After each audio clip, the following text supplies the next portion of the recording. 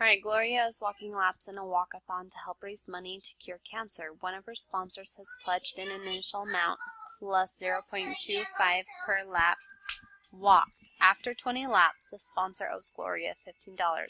Which equation in point slope form models this situation?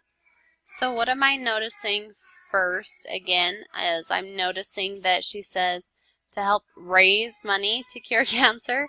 So she's pledged an initial amount plus 25 cents per lap walked.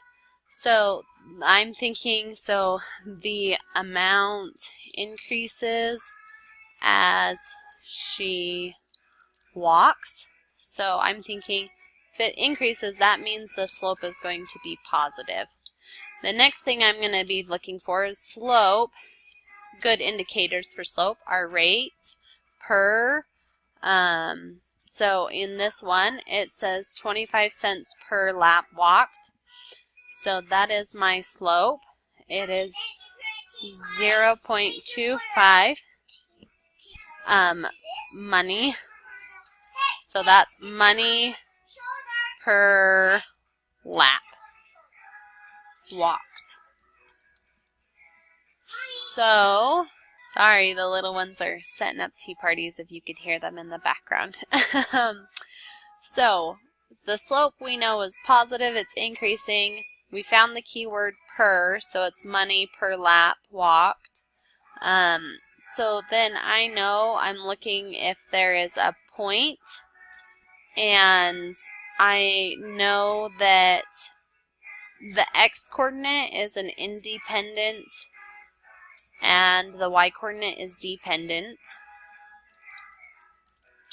So when I'm looking, I notice that they said 20 laps, the sponsor owes Gloria $15. So 20 laps and then $15. So I'm going to ask myself, does the money depend on the laps walked, or does the laps walked depend on the money?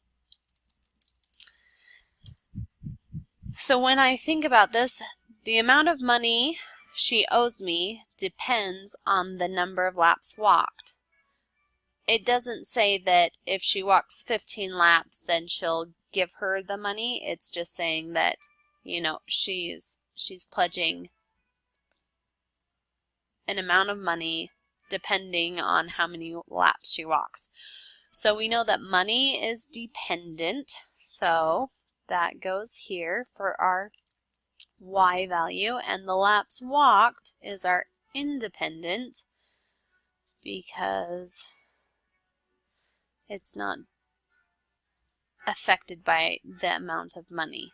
So when I look at 20 laps and $15, I know then that that my point is going to be the 20 laps. She gives me the $15. So when I use this equation, we know that the slope is 0.25 or 25 cents per lap.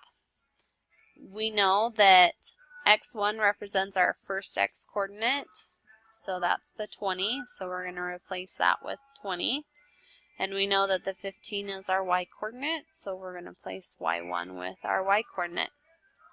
So now I'm just looking for an equation y minus 0.25. Y minus 15 equals 0.25 times x minus 20. So that is this one, and that's how you would go through this question.